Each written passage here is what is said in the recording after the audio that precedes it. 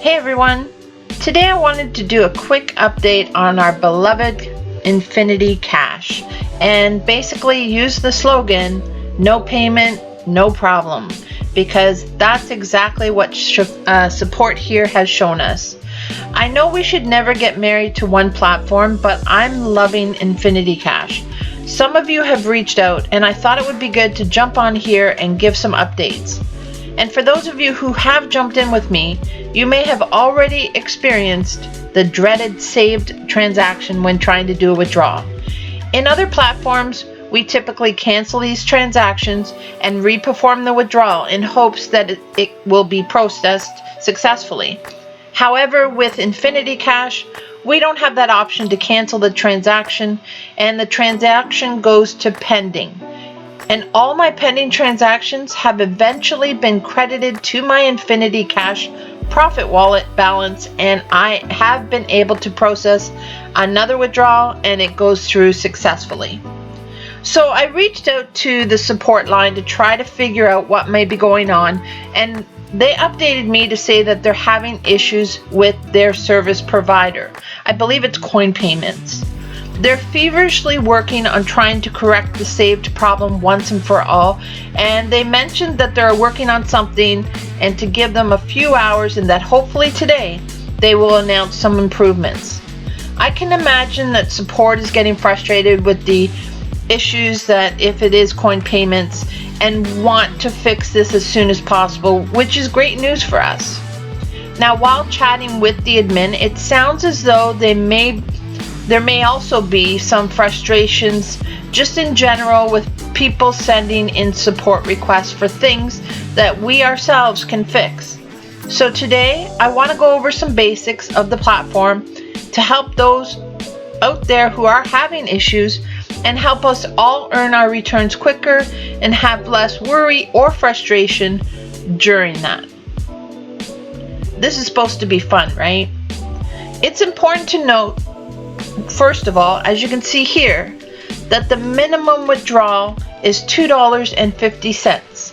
It was $1, but apparently Coin Payments was rejecting some of the smaller transactions and causing some of us frustrations. So for now, the minimum is set at $2.50. Now this could change depending on what service provider they go with. That's what it sounds like, that they may be changing service providers. I have also mentioned before, but it probably doesn't hurt to repeat some of the basics, as it seems some people, like I mentioned earlier, are reaching out to support regarding these, and it's something that they could actually fix themselves. So when you first set up your account, you go through the registration process. You enter your username, your password, and that's pretty well about it. And then you start earning, or you do your deposit and you start earning interest on your deposit, and you see a balance there that you say, oh, great, I can withdraw this balance.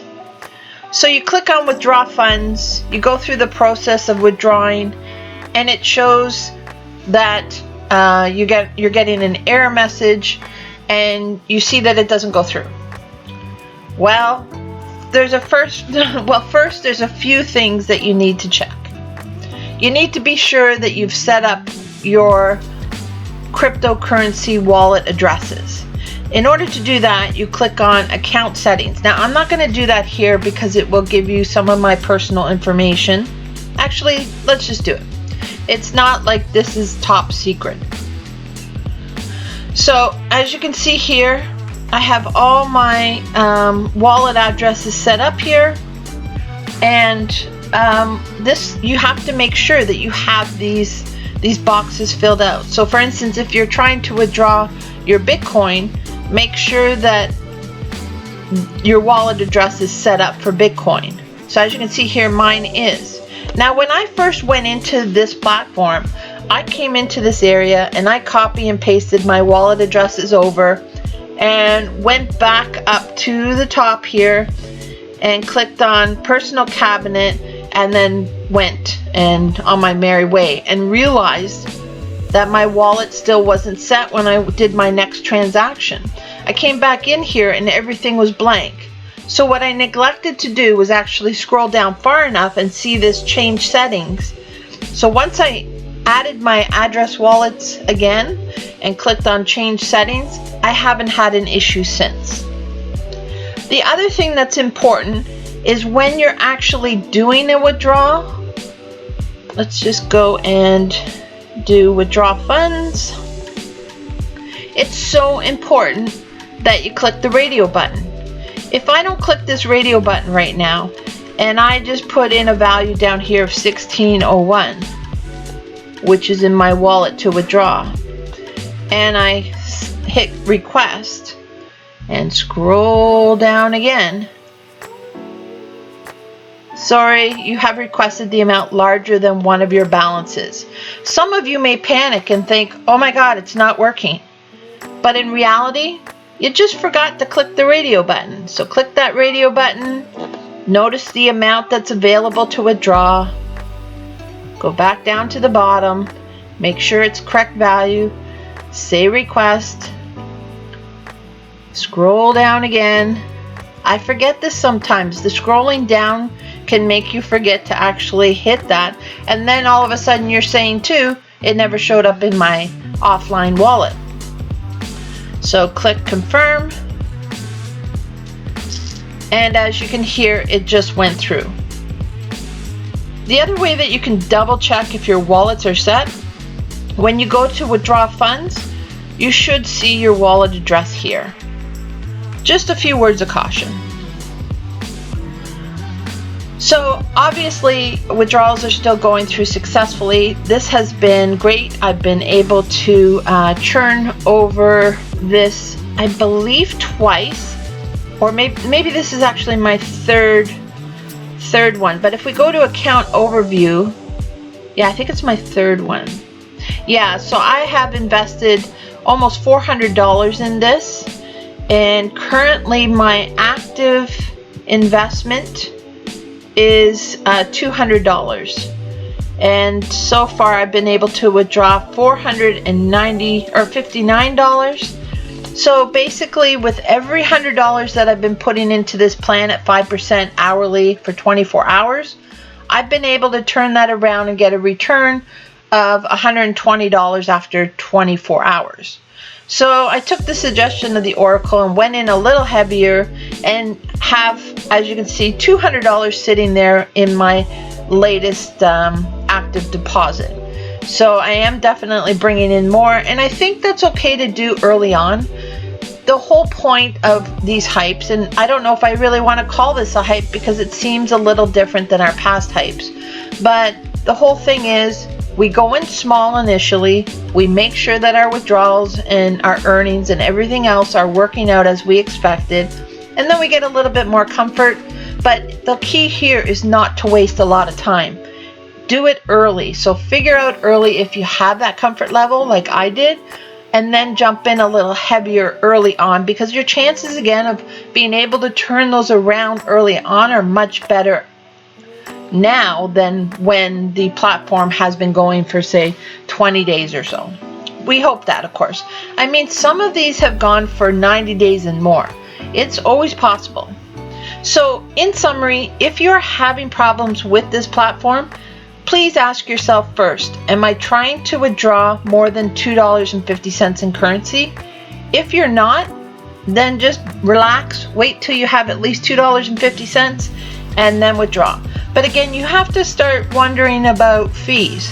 When you only have invested that small amount and you're trying to pull pennies off of the platform, it may be worth it to wait for a larger withdrawal. But again, that's not financial advice. This is crypto. This website could disappear at any time. I don't have a crystal ball, and I just want everyone to just play smart and do what's right for you. I can't really answer your specific needs or questions because everybody is different. Now, the other thing to ask yourself is, did I click on the radio button when I tried to do a withdrawal? Is that maybe why I'm getting an error message? I forgot to click that radio button. And finally, is my wallet set up correctly? And as I mentioned, you can see that in the withdraw funds screen to see if your wallet address is showing there. Now, if all of these are checked off and you know that you are trying to withdraw more than $2.50, you're sure that you clicked on the radio button and that your wallet address is set up correctly, then I would say by all means, reach out to support. And their support email is support@infinity-cash.io. And I'll put that right here on the screen for you.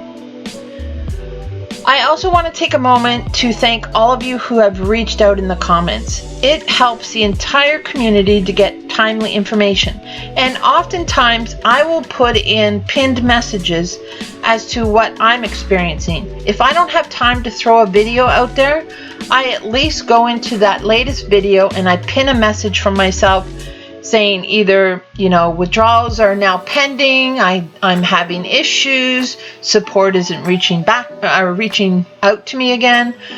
All of those things I could be putting in those pinned messages. So it is so important to read comments. So for those of you who might not be sure on how to see the comments, if you go to my latest video and you click on the show more, the show more shows all my links and stuff, but if you just scroll down, you'll see all the latest comments on these videos, right? And you'll see people talking about that they're actually surprised with the fact that support is so attentive to us in Infinity Cash. You'll also see some warnings of stuff that were already in prior to Infinity Cash, and that some people are having problems with some of their deposits and not with their other deposits. They're still getting paid out. So it's a great community to just stay on top of what we have invested in. So I definitely encourage you to check out the comments below my latest videos or any video related to the platform that you have a question about. I always suggest also, before investing into anything I'm in, that you first check out the comments in the comment section below the most recent video.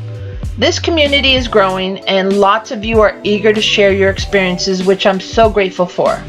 However, I caution you, use this information only as data points. Still do your own research and listen to your gut. Now, what do I really mean by that? Well, if someone comments that they're having issues with a platform, it doesn't necessarily mean that you will as well. But I would definitely suggest that you read through the comments, all the comments, before reinvesting, and use these comments to help you decide if reinvesting at this time is right for you. And of course, most of all, like I always say, listen to your gut. I'm listening to my gut, and I will definitely be reinvesting in Infinity Cash. It has been paying out great, and I look forward to the earnings on it. So if you are already in it, please follow these simple steps to make sure that we don't have to burden support with random questions that we can fix ourselves. If you do have a question and you need help, leave it in the comment section below, and I always try to get back to everyone within a day. I do my best to try to do that. And finally, if you aren't in Infinity Coins and if you're wondering if it's too early or too late, honestly, I can't answer that question for you. I don't believe it's too late. I still think this is early. But most of all, you need to sit with yourself and ask yourself, should I get into this? If something inside of you is burning and saying, oh, I should get in, then maybe you should get in. Of course, this is not financial advice. I'm not a financial advisor by any means. I'm simply a girl who's trying to earn a little bit of more crypto on her existing crypto. And so far, it's been working well. So that's it for today, everyone. I just wanted to jump on here quickly, give you an update on how I'm doing, and that I am loving Infinity Cash. And I know you guys are as well, just by the comments below. So thanks again for being so engaging, being a great community. Love you guys, and have an awesome day. Hasta luego. Oh yeah, and for those of you who stayed till the end, I have a new link below from Coinbase where you can earn some free EOS. And I believe it's only to the first 4 people that click the link. I'm not quite sure on that, but that's what they imply. So good luck everyone, and go get some free EOS. Why not?